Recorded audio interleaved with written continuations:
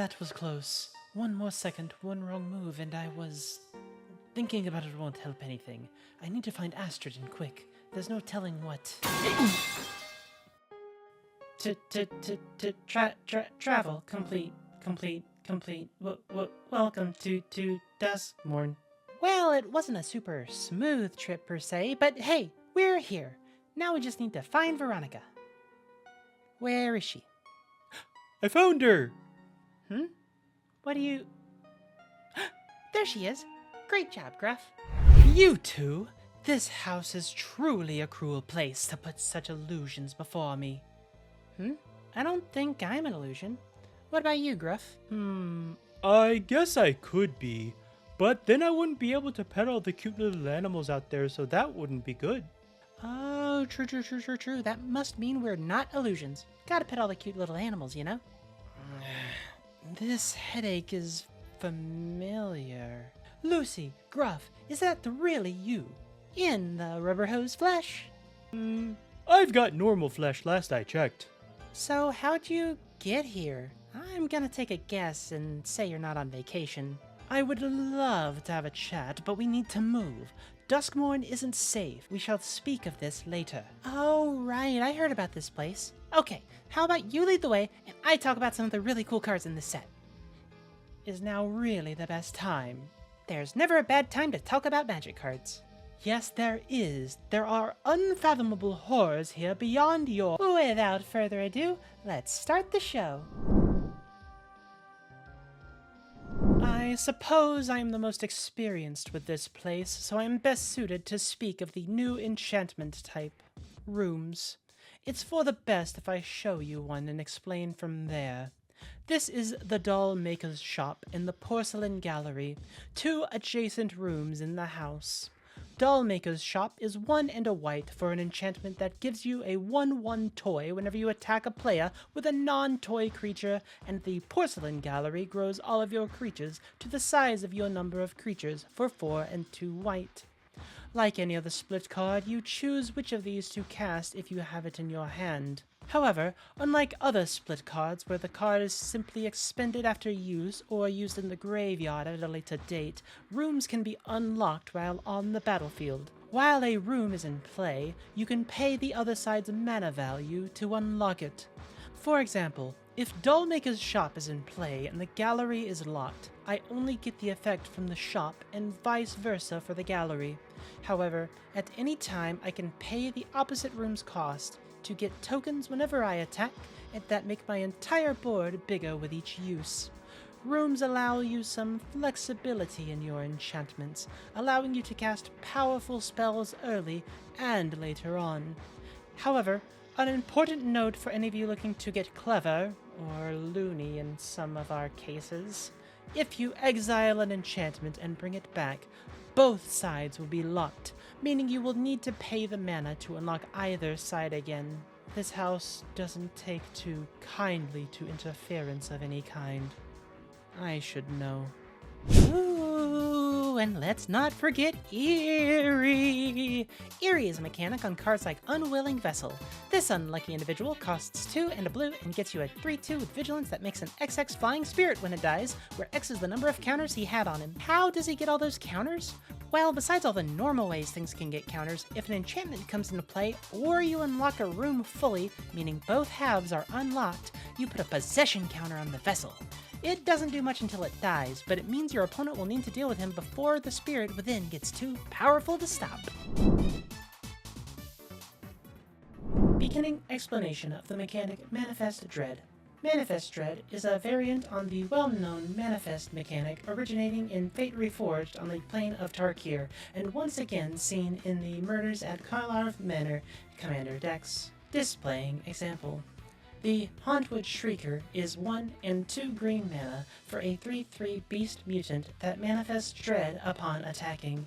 To properly manifest dread, you must take the top 2 cards of your library and look at them. Then, you place one face down on the battlefield as a 2/2 creature with no name or abilities, and then place the other into your graveyard. In addition to this ability, the Shrieker also allows you to pay 1 and a green mana in order to reveal a face-down permanent. If the designated permanent is a creature, you may turn it face-up. Notably, this effect synergizes well with the disguise mechanic from Murders at Karlov Manor, as it is able to uncover the disguises of those creatures with relative ease. Indeed. Gruff, who is our new friend here? Ah, geez, we were hoping you knew. She was apparently there when the circus was trashed after Lucy fixed the thing that lets the audience see us. I don't recall anything happening to our home. The last thing I remember was opening the door to my room and being plunged into this nightmare hellscape. But rumor has it that the house devours memories as well as fear. Oh, no, that's not good. That's not good at all. No, it was not. Let us keep moving. Oh, so there are these big beasties that like being pet here. They're like really big. They're called beasties and they have these funny little masks. But the things that have cards that have weird effects are these fancy little things called glimmers. They represent the hope and good vibes in Duskmourn and are some of your best friends around here. The best of the best, though, are the enduring glimmers. Stuff like enduring curiosity shows just how strong these little fellows can be. For 2 and 2 blue, you get a 4/3 cat glimmer that's a creature and an enchantment. It's got flash and gives you the effect to draw cards whenever a creature of yours deals combat damage to a player. But the good vibes keep on a-running. If the cat kills curiosity, it comes back and is an enchantment. How satisfying. Luz, I don't know how, that one's gonna translate. But glimmers of hope aren't the only enchanting threats in Duskmourn. Right alongside these curious companions are the overlords of the house. For example, the Overlord of the Flood Pits is 3 and 2 blue for a 5/3 flying avatar horror that is also an enchantment and a creature. However, these monstrosities work in the reverse to the enduring glimmers. While you can play them for their upfront cost, these terrors relish in your fear and are inevitable. Their mechanic, Impending, lets you pay a cheaper mana cost in exchange for the Overlord coming into play with time counters equal to the number of the ability. In this particular case, they all come in with 4 counters. If you do, it comes in as an enchantment for as long as it has a time counter upon it. But each upkeep, you remove a time counter, the creature getting closer and closer, until you remove the last one, and it becomes a creature again. They are not friendly. Whether your glimmers are enduring or your overlords are impending, something you'll want to keep in mind is the ability to blink enchantments. Cards like Displacer Kitten or Felia, Exuberant Shepherd can blink these cards and have them enter as creatures, rekindle your hopes, or draw your impending doom ever closer. Fun stuff! We are here. This carnival was the last safe place me and... Astrid! That doesn't look too good. We gotta help her, Luce. I'm on it. Time for some incredibly graphic, off-screen cartoon violence. Mew! Huh? Astrid, are you all right? I'm fine, Veronica, but we must get out of here. That black and white creature is going to kill us all. Oh, no, that's just Lucy. She's a little silly, but she's really nice. Hi, I'm Gruff, by the way. I know they are a tad odd, but I know these people. Oh, They're no, here you to help. As much as they can, at least. Hey, Gruff, I'm having too much fun. Can you wrap up the episode for me, please?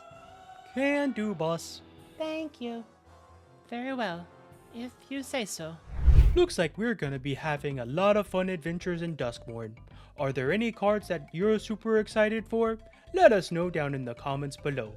Thank you all so much for watching, and have a great day. Bye-bye.